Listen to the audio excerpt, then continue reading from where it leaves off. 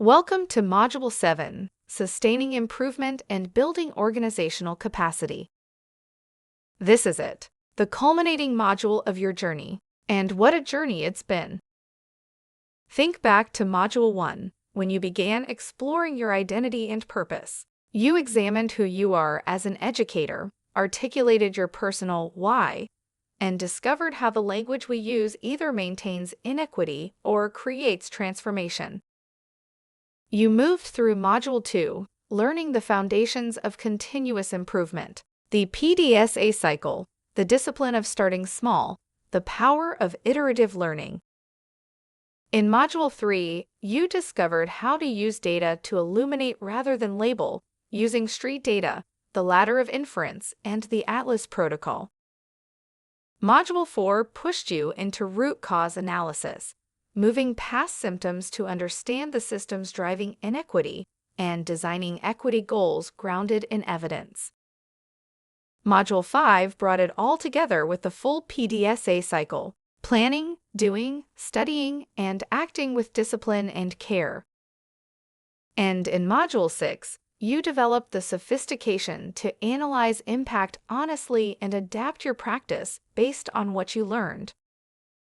But here's the question Module 7 addresses: how do you sustain this work? How do you move from being a learner of continuous improvement to being a leader of it? And how do you build the organizational capacity so that equity-centered improvement becomes the way your school or system operates, not just what one person does?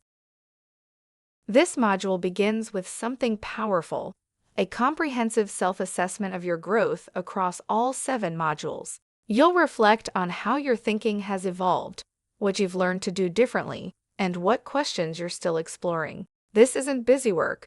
It's the kind of metacognitive reflection that cements learning and prepares you for leadership. You'll explore 4 pillars of sustainable improvement: establishing routines and structures, clarifying roles and responsibilities, building collaborative learning communities, and developing distributed leadership. These aren't abstract concepts. They are practical strategies you can implement immediately to make continuous improvement part of your organizational DNA. And then, you'll create something tangible. You'll build a continuous improvement toolkit, a curated collection of the protocols, tools, and resources that have been most valuable to you. But you won't just create it for yourself. You'll design a professional development session to teach these tools to your colleagues, because leadership means building others' capacity, not just your own.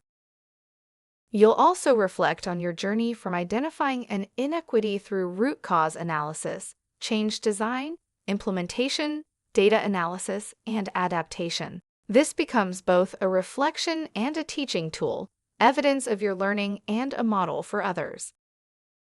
When you started Module 1, you may have been new to improvement science, uncertain about protocols, or unclear about how identity connects to systems change. Now look at what you've built: a clear understanding of your equity commitments, deep knowledge of improvement methods, practical experience with data protocols and root cause analysis, the discipline to design, implement, and study PDSA cycles, and the vision to sustain and scale this work.